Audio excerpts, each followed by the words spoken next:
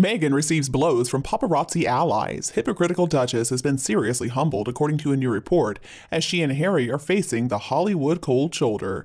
Do any of you out there suspect that maybe Prince Edward, the Duke of Edinburgh, may be feeling a little bit secretly in his heart of hearts relieved? For such a long time now, the late Queen's fourth child was the human equivalent of the semicolon. He was underappreciated, he was basically unused, and usually he was forgotten. He also just so happened to be the constitutionally unimportant genetic footnote who was responsible for the most embarrassing, cringy flop in modern royal history. Somehow, back in 1987, the Duke convinced his mother, Her Late Majesty, to approve of 3 of her kids taking part in It's a Royal Knockout, a dignity-free costume TV game show so ridiculous that maybe science should look into it. And what was the end result, you ask? Well, a complete royal catastrophe. And we thought things could not get any worse, until recently, of course, with the advent of Harry and Meghan's big American adventure. In their quest to make it, they had to cross an ocean, they had to deal with the PCH, and they had to brave the Los Angeles traffic. And that is a mission that right now is looking like it's not going very well. Harry and Meghan have been trying pretty hard, but they haven't been succeeding. And this could explain why, lately, Meghan is reportedly humbled and has been brought down a peg. Adding to the general feel that the tide has turned against Meghan and Harry, we've got to consider the fact that the family has been packed with increasing frequency lately, and that's a situation which does not bode well for the privacy-loving family, or so they claim. Now, the most recent set of snaps taken by photographer Jill Ishkanian show Meghan enjoying a trip to a local farmer's market, and the most interesting detail was that she was accompanied by her beagle Guy, in spite of the fact that dogs are reportedly not allowed there. And now we're hearing from Ishkanian in Newsweek. She's sharing her thoughts on Meghan, claiming that something somewhere somehow has changed with Meghan Markle. She said, "This would be the 4th time photographing Meghan since 2021, and I had a different vibe from her this time." The photographer continued, saying, "When you do this kind of work, you become very intuitive. The way she looked at me, it was just different than the other times. She just seemed like she'd been humbled a bit or brought down a peg a bit. And that's a comment worth dwelling on for just a moment, just how Meghan and Harry's recent travails may have impacted them." So far, every single one of Harry and Meghan's projects, including her podcast series Archetypes, their Netflix docuseries, and also Harry's book Spare, have been pretty successful, but they've also come with a big heaping dose of but. Now, Archetypes debuted at #1, but then after that, the weekly episodes slipped further and further down the charts, and then in June we learned that the company and Meghan and Harry decided to part ways. And then we learned about some ideas that Harry supposedly had, that he had wanted to interview a homicidal dictator, Vladimir Putin, somebody who would probably make Stalin proud, and he also wanted to interview a bankrupt former reality star who had a go at his very own coup. Of course, I'm talking about Donald Trump, and that only made Harry look like a complete idiot. Meghan and Harry's series, titled Harry and Meghan, was pretty successful. It racked up more than 81.55 viewing hours, but still it fell short of being the #1 most watched documentary on Netflix. And even with these kinds of numbers, it might not be enough to keep their Netflix deal afloat. The Wall Street Journal has reported that Netflix is not planning to renew their current contract when it's up in 2025. The show also wasn't very well received critically in Hollywood.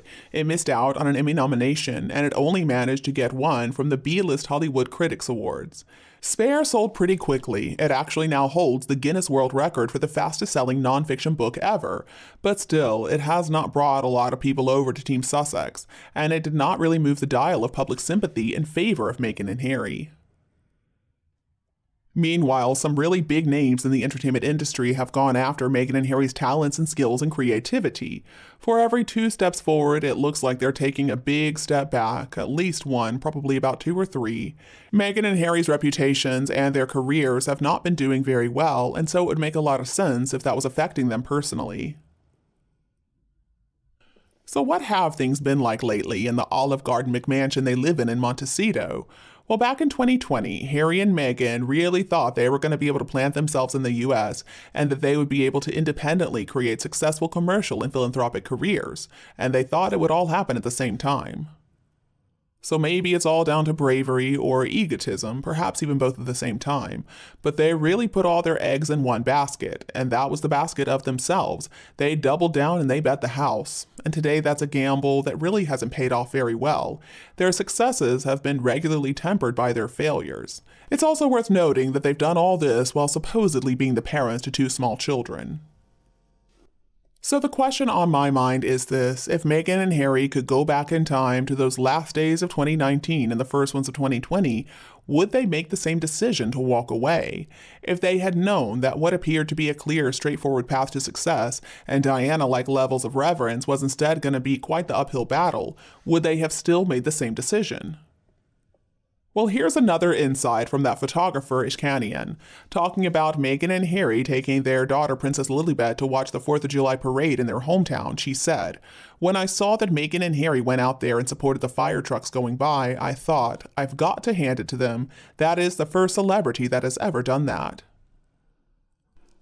And about that little outing of Meghan's to the farmer's market, Ishkanian said, "She was so nice to those vendors. I am telling you, I heard her being so nice. She smiled, and it was just a different thing than I've seen before."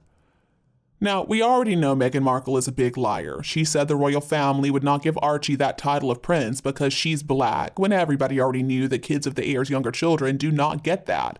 That's according to the letters patent that was issued in 1912. Well, the lies just kept on coming. We heard about the bullying of Meghan and especially her alleged children. It seems like she cannot help herself. And then she was trying to force William and Catherine to forget the formality of royalty and also the reserve of English people. She decided that she was going to be the one to call all the shots in the royal family from now on. Obviously, that didn't work out. She simply does not understand how oblivious she is. Now, the engagement interview showed how insincere she was to so many people, including myself, so I'm guessing the royal family and their staff meeting her in person knew right away. The only one she managed to trick was Harry. Even black people who initially supported her have decided to turn against her, and they're saying that she has really put the black cause back so many years, and she's doing such a disservice to everybody of color. I find it pretty interesting that her popularity now is well below zero, while the royal family she went after so viciously have only seen their popularity ratings rise. Even though she tried to ruin them, it looks like she has only succeeded in ruining herself. And you, what do you think about Meghan and Harry? Let us know your opinion below in the comments. Don't be afraid to like and share this video with your friends and relatives who would enjoy it if you preferred it this evening. And don't be afraid to click the subscribe button to get more updates in the future. Thank you so much for tuning in, have a lovely weekend, and we'll be back to see you all tomorrow.